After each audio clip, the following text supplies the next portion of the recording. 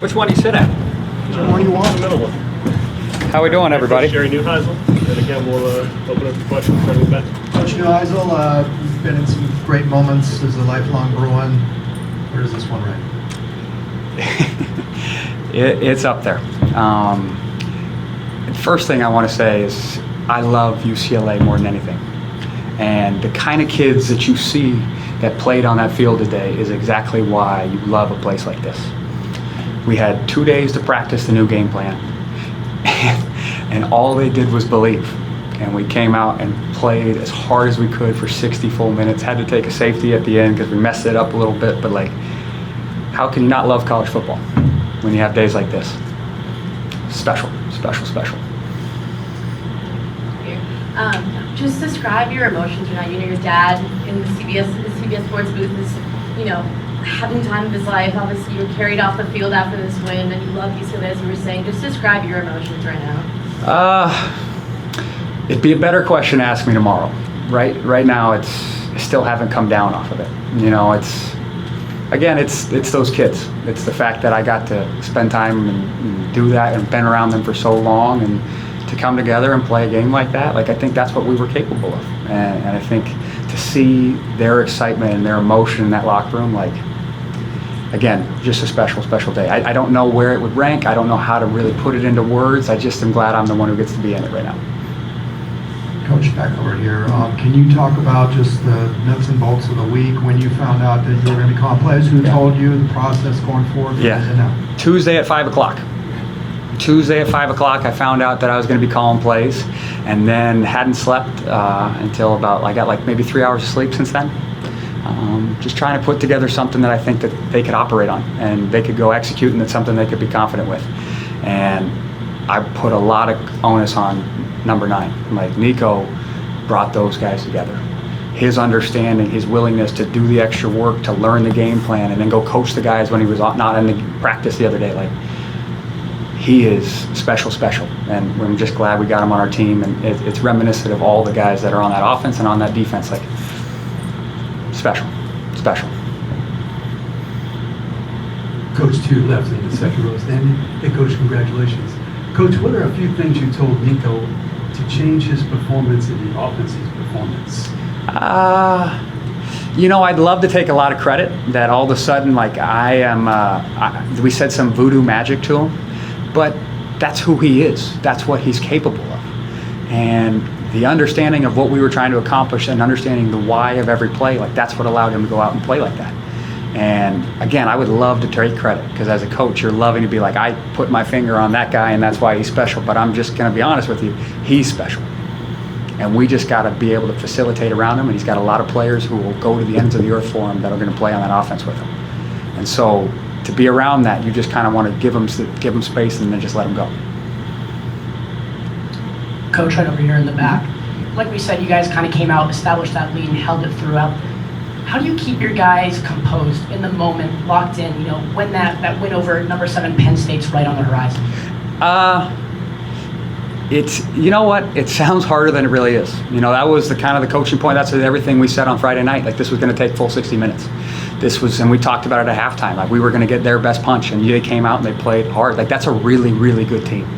A really good team. And we had to play our very best to have a chance to win. And today we had our very best. And now the hard part is this is not a bowl game. This is not the end of the season. This isn't something. Now you got to go back. You get work on Sunday. You forget all this and go back to work. So that's where it's you enjoy this moment like hell for the next 12 hours. And then as soon as you wake up on Sunday morning, it's how do we get the next one? Jerry, over here. You had such a compressed schedule you were working on anyway, but it wasn't just the offense. You seemed like you were changing formations and just a lot of different things. Can you just kind of talk about that? I'd love to take a lot of credit. I think what we were trying to do was get a game plan together where the guys could feel confident, that no matter what look they gave us, that we would know exactly who we're blocking and what we were doing at all times. We know with how special they are on defense and how special they are as a team, we were going to have to do different things to be able to try to throw them off. And I thought our guys just went out and executed the game plan as well as we possibly could. It's just one of those days, and hopefully we got more of these days coming. Coach, at what point throughout the first half, you guys were scoring every possession against number 7 Penn State. What did you see from them throughout the course of the game that allowed you guys to have that sustained success around 60 minutes? I think the plays just had answers. You know, they're a team that likes to mix up all their coverages. They're very good at it, and they play the same percentage of everything. So it's like it's really hard to tell what they're going to be in, but you get a natural feel for what's going to happen next and where they're going to, and you get in the rhythm of the game. But I thought we did a really good job of making sure our game plan had answers for anything that they threw at us.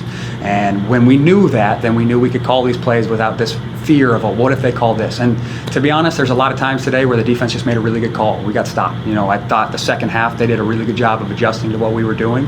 And there's 3 possessions there that I wish we could have back where we could have marched the ball down the field a little bit more.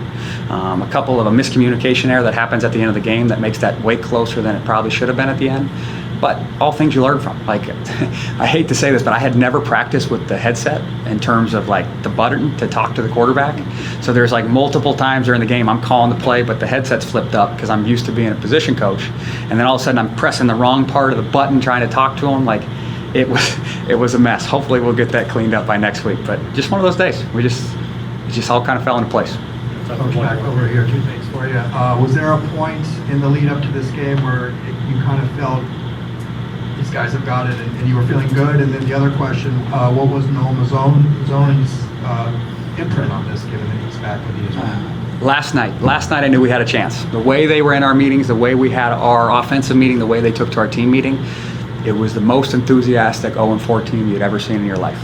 And all of a sudden you just get this delusional optimism where we might have a chance at this thing. Like, and there's this belief, and I know it's really hard because if you're not in that environment, you feel like it's doom and gloom. But in that building, everyone believed, and that's all it really takes. And to have Coach Mazzoni here has been honestly one of the coolest things ever. Like, that is somebody that I've looked up to, who I played for, who I moved to Texas for, and that is somebody that I can lean on and I trust, and somebody that I just love being around. So to have him with me, to have him helping with the quarterbacks, to have us to be able to bounce ideas off of, awesome. And awesome. Bonus question, sorry. You got carried off the field, right? Yes. Just like you did in Arlington, Texas. Yeah.